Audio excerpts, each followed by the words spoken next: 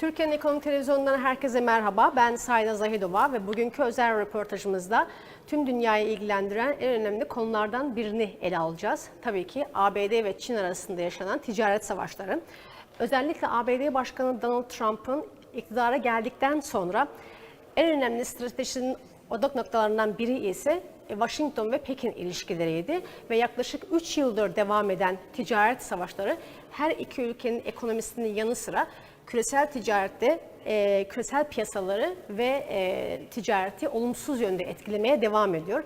Aslında ticaret savaşları bir anlamda da küreselleşmenin kaçınılmaz sonuçlarından biridir de diyebiliriz. Ve 3 Kasım'da ABD seçimleri var ve bu seçim sonuçları ticaret savaşlarının boyutunu ve yönünü belirleyecektir. Peki ABD ve Çin arasında yaşanan bu gerginlik ve bu rekabet yeni bir soğuk savaş dönemine mi gidiyor? Bunu hep beraber Obama ve Bush yönetimi sırasında Beyaz Saray'da Milli Güvenlik Konseyi Genel Sekreteri Yardımcısı olarak görev yapan ve Amerikalı diplomat olan Jeff Moon ile değerlendireceğiz. Thanks for joining us today, Mr. Moon. My pleasure. Let's talk about the China and USA topic. I would like to say that it's one of the most important topic in the world, and it's in everybody's mind that people are discussing what will happen between the China and USA trade war. It's actually a war between these two countries that with no tanks and guns, but most importantly, it's with tariffs and Twitter feeds. How do you analyze the soft Cold War between these two countries? Like before you start, I just want to say that it's actually like differences between 20th century and 21st century's soft Cold War. I can say. So what do you say about this dispute? Right. Well, we currently think in the news about developments in the U.S. trade war with China as if this just happened. But actually, the roots are much deeper than that. When I first visited China in 1984, China was a very poor country. When China entered into the WTO around 2000, China was still very much a developing country, and China promised to become a market economy and to transform itself. For the first few years after WTO, China kept with that commitment, but China has not become a market economy. In addition, another major factor here is that in the early days of the US-China relationship, the relationship was complementary because China supplied low-cost labor, US supplied technology and equipment. That has now changed as well, that China now wants to become a peer competitor. So when China first came into the WTO, it received lots of benefits. It was able to close off large parts of its economy from foreign competition because it really wasn't able to compete. It was able to get benefits that the world's poorest countries were able to get so that it could get an economic leg up. Now that China wants to become a peer competitor, it doesn't want to give up those benefits. It still wants to claim that it is a developing country, just like the countries of, say, West Africa are. And that's just, we all know that's just not the case. China has launched the Belt and Road Initiative with billions and billions of dollars. China is not a developing country. And so the real cause of the current trade war is that China is not a market economy, even though it promised to, and it still walls off large parts of its economy, claiming it's a developing country when it wants to compete directly with the United States. And China's latest industrial policy, the China 2025 initiative, wants to compete at the highest levels of technology. And explicitly in the plan, which you can read for yourself, the plan is to develop technologies to prevent foreign companies from having access to the China market and then capturing world markets. And if you want the world trading system to work, you have to sell something and you have to buy something on both sides. So China wants the benefit, but not the responsibility. And that's why the trade war started under Donald Trump. The frustration of the unemployment that was caused by the unfair relationship and China's unwillingness to open its markets. And so we went through this trade war, and after 2 years, Donald Trump agreed to a settlement that effectively consisted of China purchasing goods, but not making any of the changes that are required to level the playing field and ease toward becoming a market economy. And so now that China has refused to make those changes voluntarily, we are in this conflict right now. And this is not going to go away. This is going to continue indefinitely until China decides it's actually going to open its market. Can we actually say that we are entering the new world order then? I think it's a bit too early to say that because things are so fluid right now. There are, predicting anything in this age is dangerous. Who would have thought 1 year ago that we would be in the middle of a worldwide pandemic? And another major factor here is the U.S. election. I think will have an enormous impact on the U.S.-China trade relationship. And I think the situation in China is going to have an impact. I think that China, during the trade negotiations, after a couple years, back in May of last year, there was a comprehensive agreement on the table that would address some of the purchase requirements, but also the industrial policy issues that are really at the heart of the trade agreement or of the trade problem. This is things like forced technology transfer and subsidies for state-owned enterprises. And China backed off from that. China refused to adopt a comprehensive agreement. I think China is going to regret that eventually, because what has happened is that our failure to reach that kind of comprehensive agreement has caused the trade war to move on in different areas that are unpredictable. And so whether there's a new world order or not that's coming, it's possible, but certainly not definite. But why do you say that China will regret it? Like, don't you think that China has its own rights and they're they just want to improve their economy as well? Why should they regret? Oh, of course, China has the right to adopt its own policies and develop things as it wants to. Mm-hmm. If, however, China wants to have a fruitful relationship, not only just with the United States, but with the other market economies. The Europeans and the Japanese and the Australians and others have similar kinds of issues with China. China could have, back in May of last year, got well along the way of resolving all of those issues. And instead, what we have now is a volatile environment. And what the U.S. is doing is basically saying, you do not want to change if you will not voluntarily level the playing field for foreign companies, then we are, at our own choosing, going to impose reciprocity on your companies. We are not going to allow you to do in the United States what we're not allowed to do in China, which sounds kind of fair. And so under Trump, there's also a lot of rhetoric and bluster and very, unhelpful talk, but it's the main thrust. And China could have avoided a lot of that had it gone to a comprehensive agreement. Yeah, I mean, both sides, I believe, they're threatening each other for a long time, but the tension between China and USA is higher than ever, I believe, because Beijing ordered the closing a USA consulate, and in relation for the Trump administration demand that China shut down its consulate in Houston. Where do we go from here? I mean, how the trade relation will be shaped after this?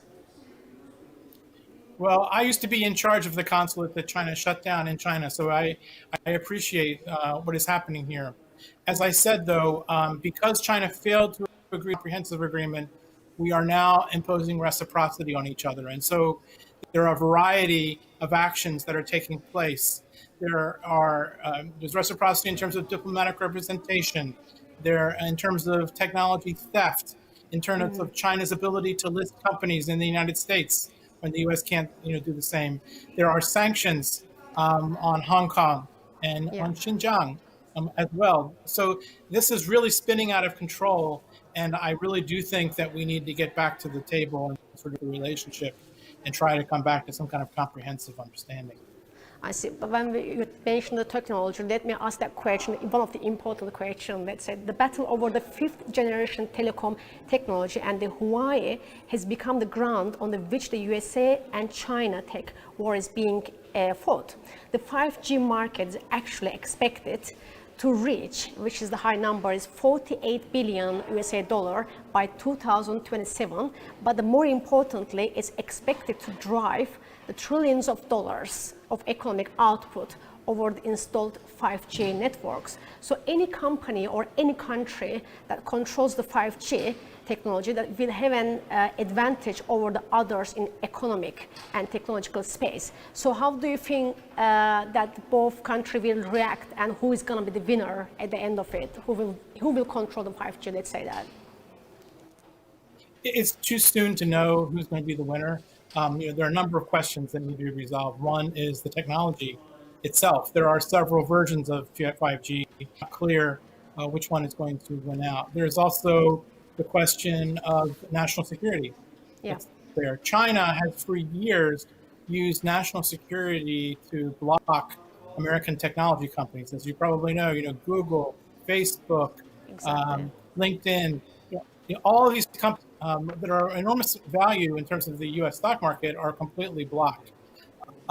There is a sense, though, that Huawei, in terms of its activities, may or may not be a threat to national security, and countries around the world, including the United States, are evaluating and taking measures accordingly.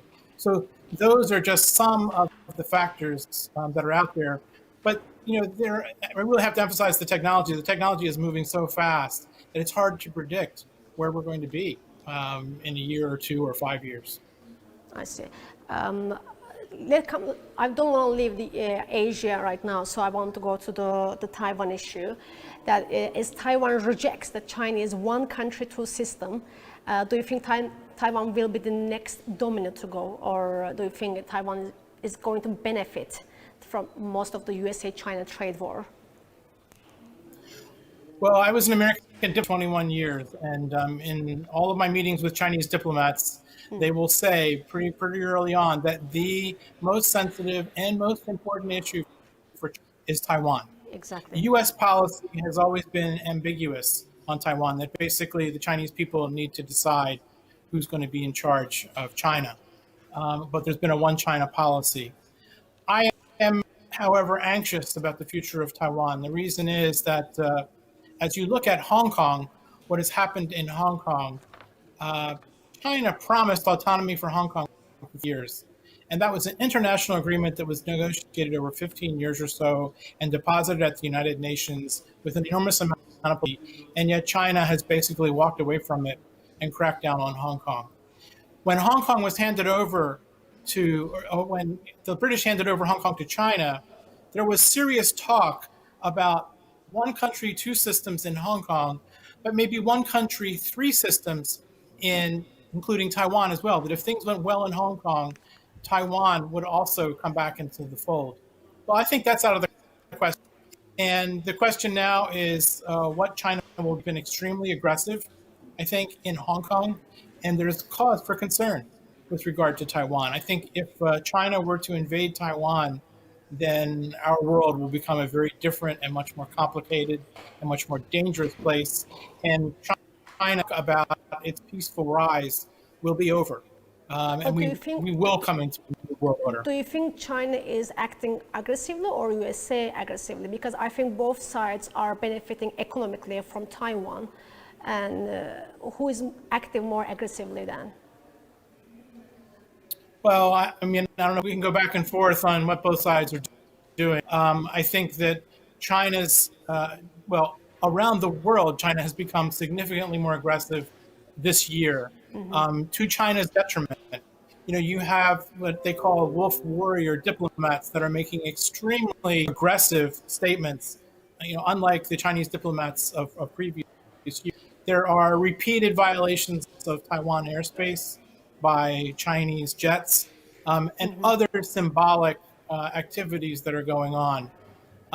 Both of these kinds of activities, I think, express concern on sides. I really worry. The thing that worries me most about U.S.-China relations is an accident. There have been a history of accidents that have happened that have really caused enormous problems in the relationship. What it would take is boats bumping together or planes bumping together or some kind of unintended activity to really make the situation complicated. And this is a particularly dangerous time because there is zero trust on both sides and a lot of active distrust. And in the States, we are in the middle of a presidential election. And for political reasons, nobody, the Republicans or the Democrats, can show any weakness on the China issue. Yeah. As we know that the election is on November, 3rd of November, and do we expect any better relations between these two countries before I the would election? like to say yes. Yeah, I'd like to say yes, but the reality is no. Trump is in a very, let's say, defensive situation. He was hoping to run on the economy, and that has not gone well for him. The COVID-19 crisis has not been handled well. He tends to try to divert attention from his own deficiencies when he gets into trouble, and China is a convenient issue for him, and you see it in his rhetoric. And he seems to do it in a haphazard and unplanned way. So on the American side, I don't think there's any possibility of improvement. On the Chinese side, I think the Chinese have tried to show restraint, but as I said, these wolf warrior diplomats that have now been empowered to use extremely strong language against foreign countries. I mean, the Chinese ambassador in Australia called Australia's shoe a gum on China's shoe, which to me is just, as a former diplomat, is completely unthinkable. And so I hope that restraint will prevail on both sides, but it's going to be tricky over the next couple of months. It will be, exactly. But some analyst says that if Trump administration is elected again, Trump will use strong language, but if the Biden wins the election, then his foreign policy maybe will mean good for both countries' relations. Do you think Biden use more, make the language more civilized for the relationship? I do. I think that I do. I think when we talk about relations and what Biden will do, we need to remember that China is not going to be the top of mind issue for Biden. For Biden, the top issues are going to be the COVID-19 crisis and race relations in the United States. And then China will come after that in priorities. Having said that, though, I think Biden will do several things that will be very different. Biden will work much more with our allies, Europeans and others. And I think he'll be more successful in doing that. He has a long history in foreign relations. Unlike Trump, who had no government experience, Biden has been doing this for decades and knows a lot of these world leaders and will be able to marshal allies. I think that's one thing. Another thing is that Biden's fully familiar with the foreign policy process in the United States. I worked in the National Security Council in the White House, and I know there is a very formal and structured process for making sure that every foreign policy issue is carefully analyzed, all the alternatives are thought through, the president is briefed, and we get the best possible outcome. With Trump, he has completely avoided that process. And that's why we get some of these very erratic and emotional decisions that later on need to be explained away or otherwise disregarded. With Biden, that's not going to happen. We're going to get a very logical process. And we are also going to get a different tone, as you asked. We're going to get a more presidential tone. It's going to be less like school children talking on the schoolyard and more presidential and well thought out, well reasoned and logical. And I think that is something that is much overdue these days. Yeah, I mean, obviously, that Biden's one of the top issues will not be China, but I think it will be Europe, because right now there's a trade war going on between USA and Europe, and how do you see that, the trade war between USA and Europe? I mean, it's in a strategic dilemma. How will Germany will take an action then? Well, I think that, first of all, Trump has gone out of his way to say that America comes first and the allies certainly come second, and he has insulted a number of our allies, which is extremely unwise and inappropriate. And so I think the first thing is that Biden will patch up relations on a formal level. There are differences between us and the Europeans on trade issues. Prior to the Trump administration, we found some way to manage those issues in a much more polite way, and I think we're going to return to that. So the issues will need to be resolved, But I think that Biden will find a way to address those issues without fracturing the entire relationship, without fracturing NATO or taking the EU on the task. I mean, I think we need to find a better way to manage things. How the international organization will take a position? Well, I think World Trade Trump has, NATO. Trump has either withdrawn or threatened to withdraw from most of the U.S. multilateral agreements. And I think Biden has just the opposite attitude. Exactly. And I share that attitude that the U.S. Can be a strong country, but we're much, much stronger with all of our allies working together. And Trump, for some reason, seemed to understand that. But I think that that's going to be one of the major thrusts going forward if Biden becomes our president. Okay. I would like to stay in the election part. It's been said in media that Russia is influencing the election and China taking a side, and at the same time, Europe is forced to take a side. What's your opinion about this? Well, I don't think that Europe is forced to take a side in the U.S. election. I do think that Russia has been very actively interfering in our election. Yesterday, a Senate committee chaired by a Republican of the president's party came out with a report documenting all of the connections between Russia and the Trump campaign and Russia's many efforts to influence the U.S. election. So this is well documented. It's well known. Our intelligence community tells us that Russian efforts are continuing.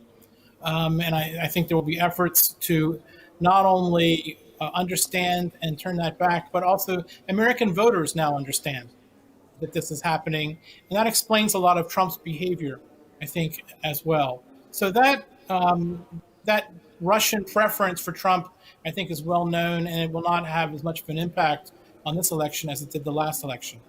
As for Chinese attitudes, the American intelligence representative issued a statement saying that China would actually prefer to have Biden because they don't want to have the unpredictability under Trump.